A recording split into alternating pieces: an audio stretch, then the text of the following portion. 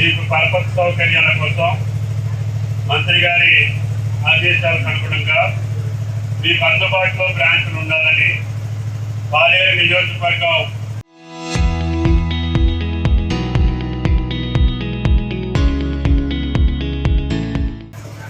కష్టపడేటటువంటి రైతాంగం, కడుపు నిండా నీళ్లు వచ్చినటువంటి నియోజకవర్గం, ఈ రోజున అన్ని పంటల్ని పండించగలిగేటటువంటి సామర్థ్యం ఉన్నటువంటి ఈ నియోజకవర్గానికి ఉన్నటువంటి నీటి సౌకర్యం తెలంగాణ రాష్ట్రంలో ఏ నియోజకవర్గానికి లేదని చెప్పి ఈ సందర్భంగా మనం చెప్తున్నాం.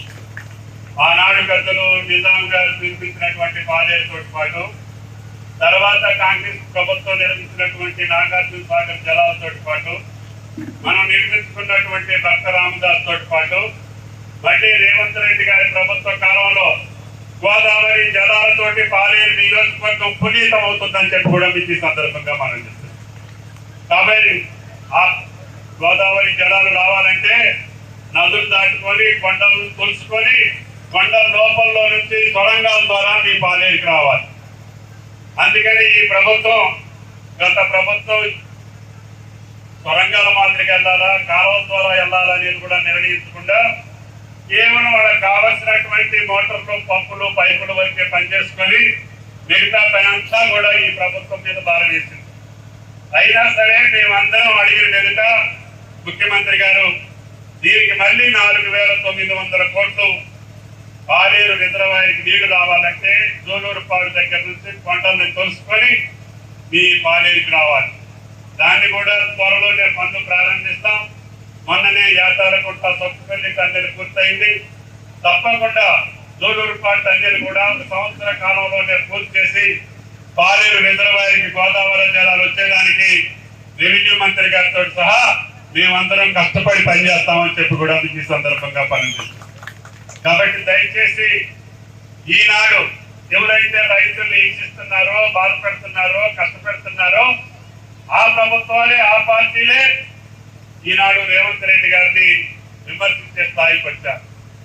మీకు తెలుసు, ఈ 2 సంవత్సరాల్లోనే 1,00,000 కోట్ల రూపాయలు రైతుల జేబుల్లోకి పంపించాం. భారతదేశంలో ఏ ప్రభుత్వం కూడా ఒకే ఒక సంవత్సరం 20,000 కోట్ల రూపాయలు 25 లక్షల మందికి ఇచ్చినటువంటి రుణమాఫీ చేసినటువంటి ఏకైక ప్రభుత్వం తెలంగాణ ప్రభుత్వం, అది రేవంత్ రెడ్డి గారి ప్రభుత్వం. భారతదేశంలో పెద్ద రాష్ట్రాలు కానీ, బీజేపీ రాష్ట్రాలు కానీ, ఇతర పాలిత రాష్ట్రాలు కానీ ఎవ్వరు కూడా రైతులకు రుణమాఫీ చేయలేదు. ఆనాడు రాహుల్ గాంధీ గారు, సోనియా గాంధీ గారు మాట ఇచ్చారని చెప్పి 2 లక్షల లోపు ఉన్నటువంటి వాళ్ళందరికీ ఇచ్చాం. దానికి కూడా ఆయా పార్టీలు శ్రీకారం చెప్తుంటాయి. అప్పులు చాలా ఉంటాయి. నాకు కూడా ట్రాక్టర్ అప్పు ఉంది, మామిడి తోట అప్పు ఉంది, పామాయిల్ మీద అప్పు తీసుకున్నది ఉంది. కానీ ప్రభుత్వం ఇచ్చింది పంట రుణాల వరకే మాఫీ. అది కూడా దృష్టిలో పెట్టుకోకుండా దాని మీద కూడా విమర్శిస్తున్నారు. అయినా సరే రైతులు కష్టపడి ఏదైతే కాంగ్రెస్ పార్టీని విశ్వాసం వచ్చి గెలిపించారో ఆ విశ్వాసానికి తగ్గట్టుగా పనిచేయాలని, ఆర్థిక భారం అయినప్పటికీ, ఖజానా ఖాళీగా ఉన్నప్పటికీ ముఖ్యమంత్రి గారు ధైర్యంగా 20,000 కోట్లతో పాటు, రైతు భరోసా 27,000 కోట్లతో పాటు మిగతా పంటలన్నింటినీ కొనుగోలు చేసేటటువంటి ఏకైక ప్రభుత్వం భారతదేశంలో తెలంగాణ ప్రభుత్వం. మీరు పక్కకెళ్ళి జొన్నలు కొంటున్నారా లేదా, జొన్నలు కొంటున్నారా లేదా? ఇంకా నేను చెప్పాలంటే ఆడ మొక్కజొన్న కూడా దొంగతనంగా మన దగ్గరికి వస్తుంది. మన రైతుల పేరు మీద కూడా పక్క రాష్ట్రాలు అమ్ముకునే పరిస్థితికి వచ్చింది. ఆదిలాబాద్ లో జొన్నలు కొనాలంటే మహారాష్ట్ర వాళ్ళే వస్తాయి. ఇక్కడ ధాన్యం కొనాలన్నా, మొక్కజొన్న కొనాలన్నా మన తమ్ముడు అయినటువంటి ఆంధ్ర రాష్ట్రంలో నా బావబంధు పేరు మీదనో, బావ పేరు మీదనో ఇక్కడికి వస్తుంది. ఆడ కూడా బోనస్ వెళ్తుంది. అవన్నీ మీరు సక్రమంగా చేసుకోగలిగితే, నేను ఈ రోడ్ వేసి సుమారు 10 సంవత్సరాలు అవుతుంది. మీరు ఇప్పుడు చూస్తే ట్రాక్టర్ గీతలు లేదు, రోడ్ లేదు. ఎందుకంటే పాడు చేసుకుంటారు. బుల్వీల్స్ రోడ్ ఎక్కొద్దని చెప్పి 40 ఏళ్ల బట్టి చెప్తున్నా. ఏషియన్ రోడ్ అంత స్ట్రాంగ్ అయ్యబట్టి 10 ఏళ్ళు మీరు ఎంత విధ్వంసం చేసినా కూడా రోడ్డు చెడిపోవాలా. సిపి గారు రేపటి నుంచి చెప్తున్నా, ఎవరు బుల్వీల్స్ ట్రాక్టర్ ఏ పోలీస్ స్టేషన్ పరిధిలో ట్రాక్టర్ రోడ్డు ఎక్కితే యు ఆర్ ద రెస్పాన్సిబిలిటీ. అక్కడ మాకు రెవెన్యూ మంత్రి గారి మనుషులు ఉంటారు, ఒక్కొక్క గ్రామంలో కలెక్టర్ గారు 25 మంది అధికారులు ఉంటారు. ఎవడు పట్టించుకోడు. పొలాలు తగలబెడుతుంటే పట్టించుకోరు. రోడ్డమ్మ చేసిన చెట్లు తగలబడిపోతుంటే పట్టించుకోరు. ట్రాక్టర్లు రోడ్డు మీద విధ్వంసం చేస్తుంటే పట్టించుకోరు. మరి మన అధికారులు ఎందుకు? మా ప్రజాప్రతినిధులు ఎందుకు? మేమెందుకు? ఈ రోడ్డు పాడైపోతే కొత్త రోడ్డు ఎప్పుడు వేయాలి?